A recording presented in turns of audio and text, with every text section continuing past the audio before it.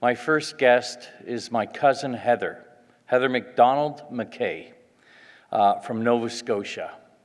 Heather and I are about the same age. I think she's in between myself and my brother David. But every year, of course, we went out to Nova Scotia to visit relatives, and I've known Heather for decades now.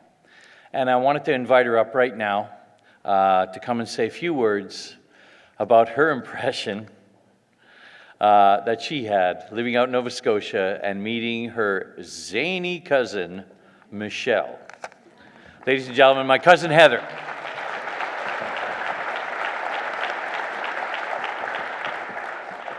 Hello, everybody. So, yes, I'm one of the Macdonald cousins from Nova Scotia. And one of my first recollections of Michelle was in July of 1971, my family traveled to Ottawa to visit Aunt Colette and Uncle Reggie and the boys.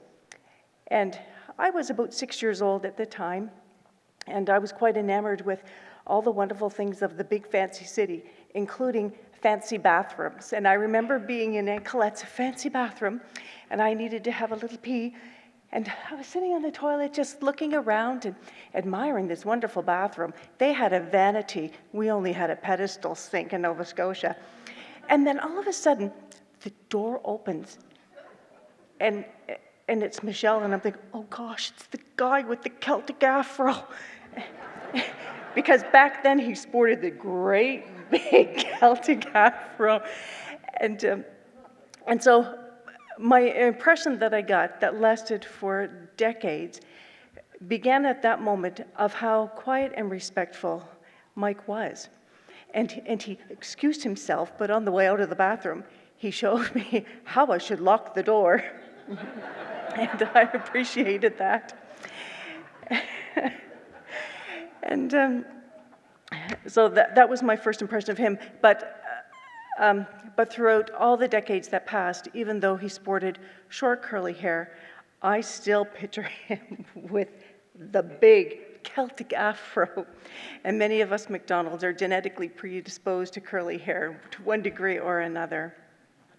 And one of the things that I wanted to mention was about how much Mike did enjoy performing for the troops in Afghanistan. I worked for National Defense in Halifax, and over the last few years, after the war was over, when some of the troops would find out that Mike and I were related, they would come to me very quietly, and they would talk about how much they enjoyed his performances, and what it really meant to them. Not just that they were entertained, but this gentleman from home, from Canada, cared about them, came and entertained them. They really sincerely did appreciate it. Many of them came to me and told me so very quietly. And I wanted to share that with Bonnie and with Colette and David and John Paul.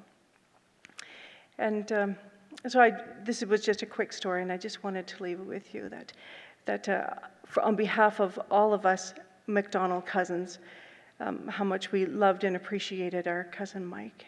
And we extend our sympathy to Bonnie and to Colette and to David and Shannon and John Paul and Lynn. Thank you very much.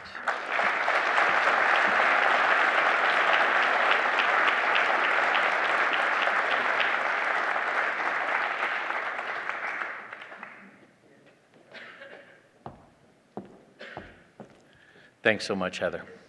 All right, next up, Mike's first best friend when he got to high school. Please put your hands together, Mr. Manny Montenegrino.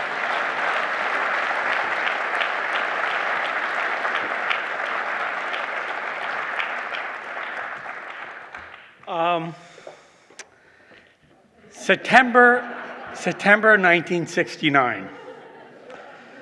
Went to Brookfield High School. At that time, the school was about a couple years old, so it's a relatively new school, I think 1,500 kids. And I was assigned to classroom 9H. So we all ran to our class, and we didn't know anybody. And what happened at Brookfield at that time, everyone picked a class president. And I guess that was to get the kids all to know each other, talk to each other on the first day. So I put my name in, and I ran for class president. I talked to all the kids, and I became class president. And of the class of 30 people, there was one student in the corner, very quiet, kind of not engaging with anybody else.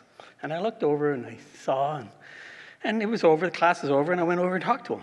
And that was a real quiet, shy guy. I'm going to shock you, Mike Macdonald. So I talked to Mike, and at that moment, I realized this is a special guy, a really, really nice guy, a sweet guy, a guy I wanted to be friends with. And our friendship started at that moment. And throughout the year in grade 9, we became very, very good friends.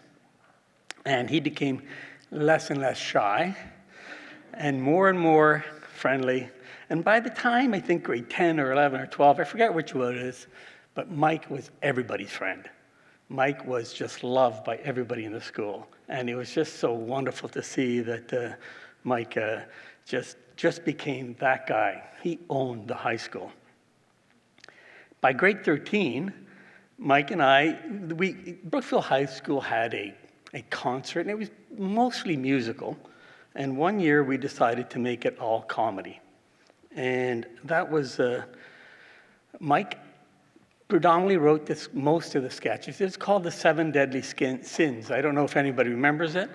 Yeah, all right. And it was basically a sketch comedy of the 7 deadly sins. I keep saying skins because I'm a golfer now, so I apologize. So it's been a long time since that. So Mike, myself, another good friend, Rob Fillick, who's in Los Angeles and couldn't come down, and my brother Angelo, we wrote 7 sketches. And sketch comedy was relatively new. It certainly wasn't part of Brookfield High School. And we wrote it. And, you know, you can say, but I will say Mike's writing was brilliant. It was funny. It was 10, 20 years ahead of most comedy you would see in TV. And here are some kids doing it. The auditorium held 750 people. We sold out 3 nights within days. And it was just an amazing, the buzz was on. Everybody wanted to see Mike. Everybody, I mean, we knew at that time this was a special comedian. And I recall sitting backstage with Mike waiting to perform on the very first day. And I, you know, there are a lot of comedians here, and you've experienced it. I moved on and went on to law, but that feeling, Mike and I were sitting, and we heard the crowd, and the crowd started to you heard kind of a bit of a roar, a bit of anticipation, and they were just waiting and waiting and waiting in excitement. And I'm sitting here, and Mike and I it's our first experience, and Mike's sitting there, and they're all waiting for Mike to come on stage. And the moment he hit stage Thursday, it was powerful. It was spectacular. It was euphoric. It was the kids were all clapping and clapping, and Mike stood on stage, and it seemed like an eternity. He stood on stage for, it seemed like an hour, waiting for people to stop clapping, and then finally, boom, we went on to our routine. And that was the moment in time that I knew that this guy is going to be a great, great comedian, and that's the beginning of his comedy. About 5-6 years later, Mike's in Toronto, and he's, as you saw in the clip, decided to make it his full-time career. And he went to Yuck Yucks. And my wife and I, Joanne, we're going to go see our friend. He's starring in Yuck Yucks. And Yuck Yucks was, I think, a few years old, if not just that same year. I don't recall. But so off we went, and we sat right there, I think, at Yuck Yucks. Mark Breslin, I think he's here. I said hello. He was the MC, spectacularly funny. And next up was Howie Mandel, very funny. And then Mike Macdonald hit the stage. He killed it. The crowd was going nuts. I mean, he just owned that room. I looked back and I saw all the comedians, Howie and everybody else, laughing in a laughter you've never seen. It was just different. It was powerful. And Mike killed it, and I was so proud.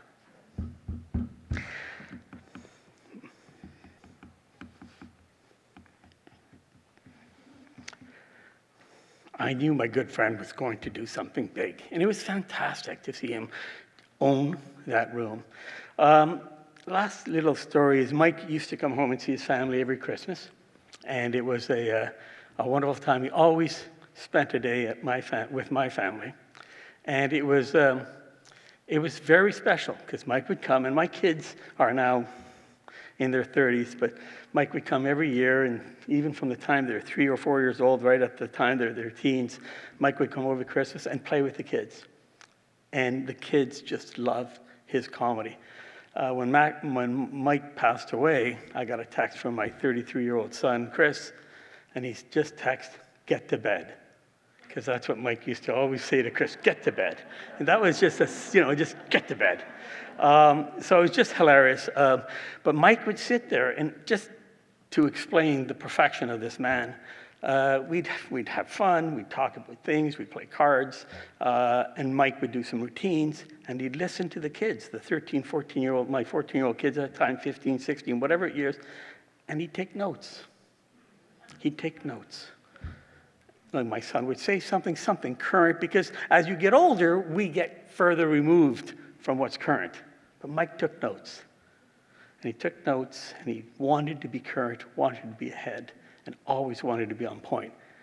And that is what a perfectionist does. And that is my friend Mike Macdonald. Mike's comedy is, I loved comedy. I was started in it and decided to destroy my life by going into law. But I will say I lived through Mike. Howard is here from Yuck Yucks. I went and I brought my whole law firm to see him. I lived through Mike's comedy.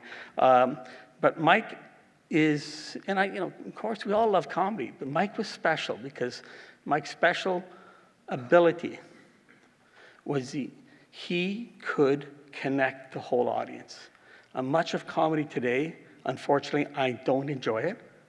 They divide people. They sometimes use very, very foul language, and sometimes pit one group against another or start to make fun of someone. Mike didn't do that. Mike found a commonality of everybody in this room. He could connect you all, and he could join you, and he could unify in comedy. And that's the brilliance of my good friend, Mike Macdonald. Thank you.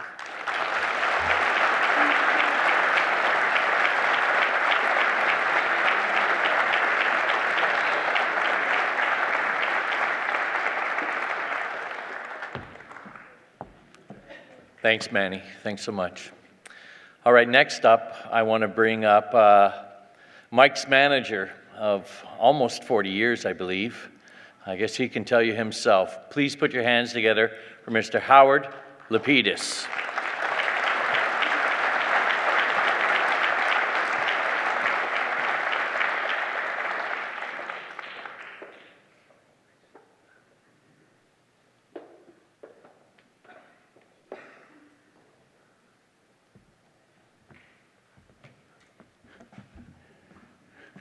Boy, would Mike be pissed if he knew I was on stage.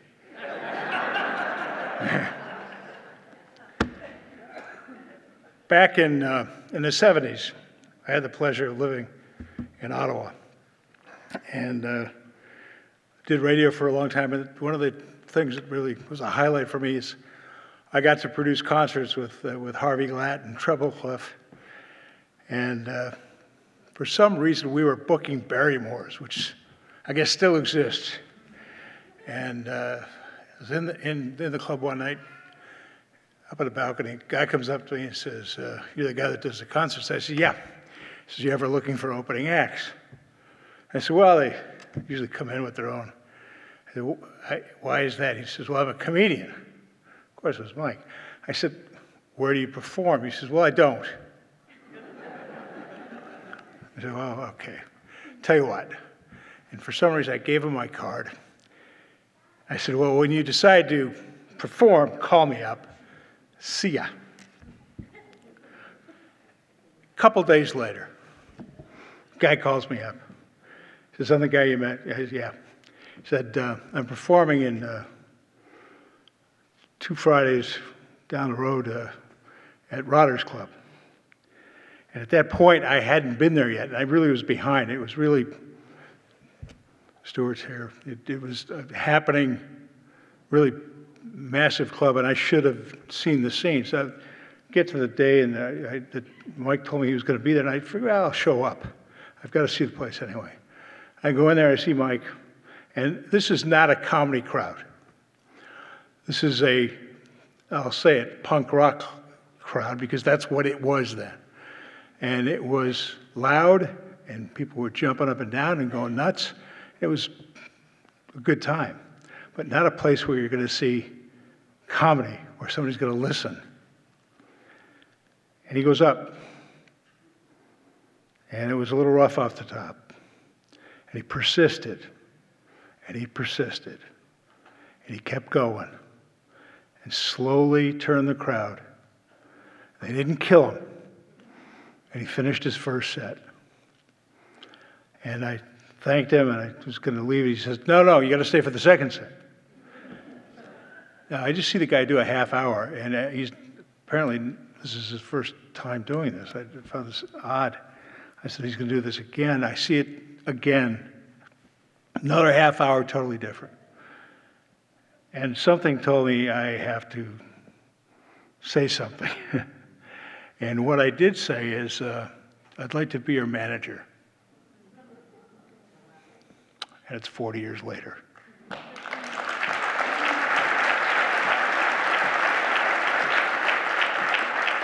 And all I'll say is, I was supposed to put him in show business, and damn it, he put me in. Thanks, Mike.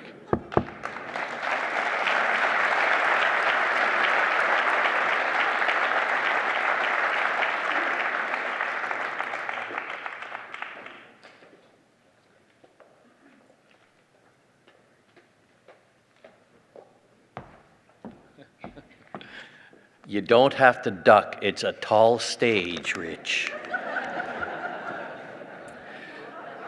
All right, ladies and gentlemen, I would like to introduce to you now Brent Scheiss. He's come here from Montreal, from the Just for Laughs Festival. He's a director, and please welcome him to the stage, Mr. Brent Scheiss.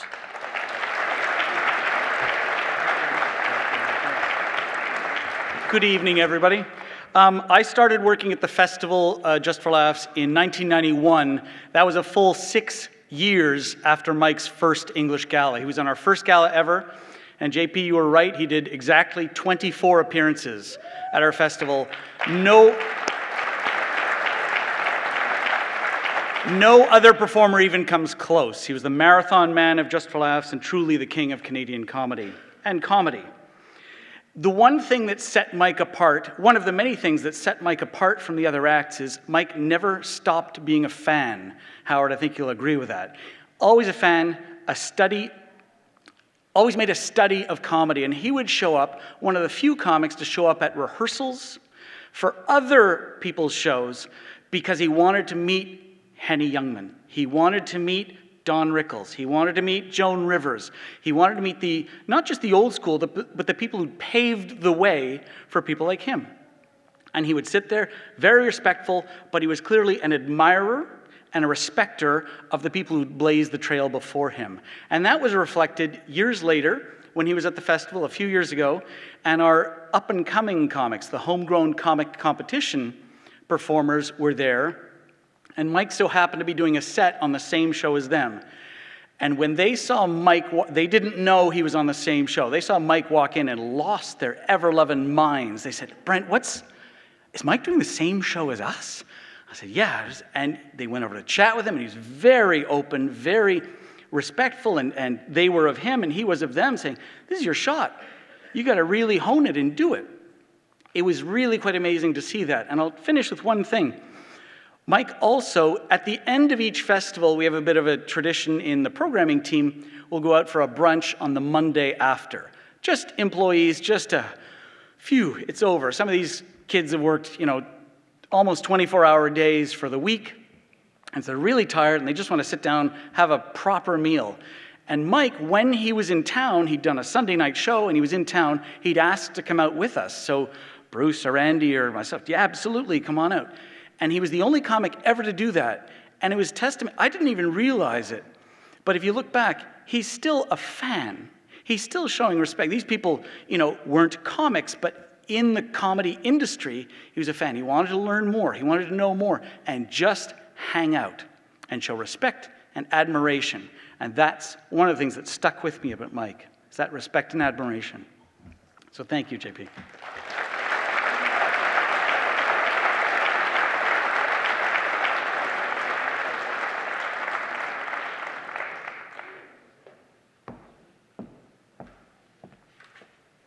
Thank you. Thank you very much, Brent. That was terrific. I have one last speaker to introduce. I'll say a few closing remarks, and then we're going to have a little intermission, and then the fun's going to start. But right now, I want to introduce to you the founder of Yuck Yucks Comedy Club and Circuit. Please welcome to the stage, Mr. Mark Breslin!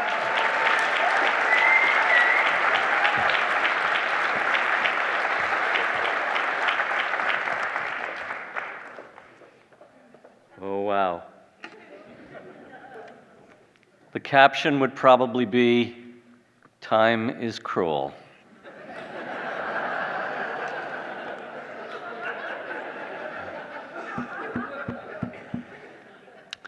I've been in the comedy business for 42 years. Don't get excited, that's only about 35 American. And I will tell you what I said 35 years ago, and I said it again 25 years ago, I said it 15 years ago, and I'm going to say it again tonight, that Mike Macdonald was the best stand-up comic I ever worked with.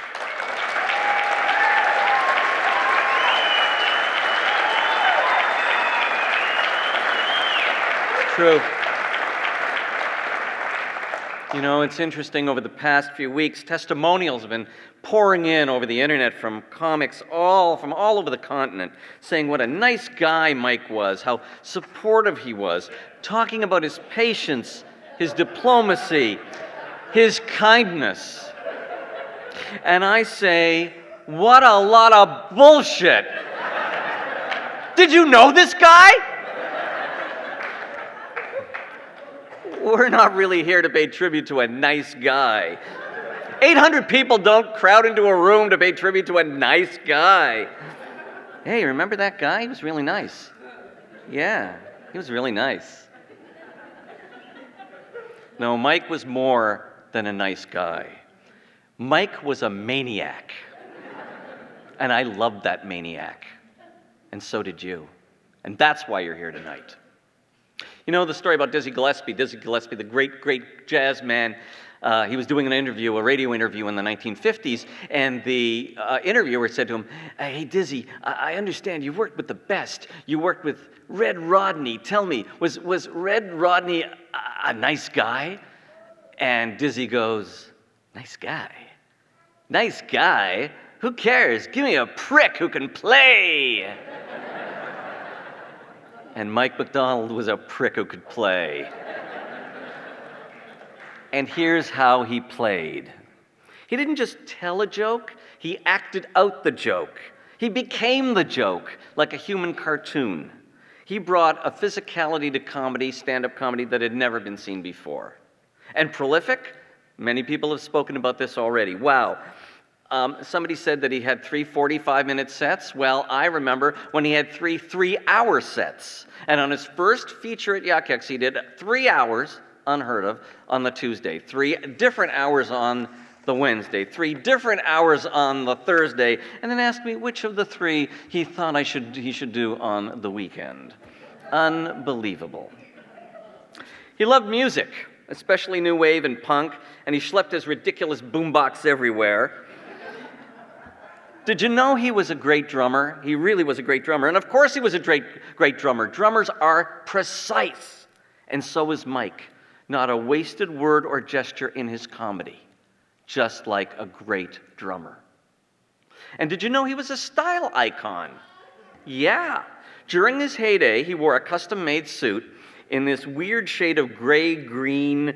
He had skinny lapels and narrow pants. It was the Tom Brown silhouette before Tom Brown was even, like, born. And he wore that on stage every night. And after about a month, I thought, that suit's gotta stink. But then I went over to his apartment and he opened up his closet and I saw 8 identical handmade suits, each in that hellacious gray-green mohair. And he said to me, "It's my uniform." He was an Army brat to the end. When I first met Mike, I did not meet him at a Yuck Yucks, so we didn't have a Yuck Yucks in Ottawa yet. We had we were booking a club, I think, called Andy and Flo's, and I came down for some reason, and the manager of the club pointed to this guy and said, "Mark, there's somebody who wants to speak to you." And I looked over, and I saw this guy, and I thought, oh, I'm going to get arrested, because he looked like a cop, and he was going to bust me for something, but he was not a cop, and we spent all night walking around the city of Ottawa. It was a beautiful night till the sun came up, and I realized I was in the presence of a genius. Now, Mike had his demons, his powders, his feuds, his ill health, but he also loved his God, and he loved Bonnie and his friends and the comedy that kept him upright until the end. He also was a great Canadian, and the best kind of Canadian because he had lived other places. He believed strongly in this country, having lived in the U.S. for a few decades, and loved our healthcare system and gun control, which is ironic since so much of his early work had an undertone of violence about it. But his post-transplant stand-up act was a love letter to our peaceable kingdom and mirrors the humility that fed his softer relationships with his peers. That's something that grew over time. And maybe that's the most interesting and significant thing about Mike. In my experience, I think most people who are born kind stay kind. I think people who are jerks usually remain jerks. But Mike Macdonald, our friend, was not afraid to evolve spiritually and clearly affected thousands of friends and fans with his humanity. I don't have an ending to my tribute. I guess I just wanted to keep it really open-ended, just like Mike, who will live on forever through his work and our memories. But above all, most importantly, for his 7-minute rock and roll fantasy piece, the best closer by any comic, anywhere, at any time. We love you, Mike!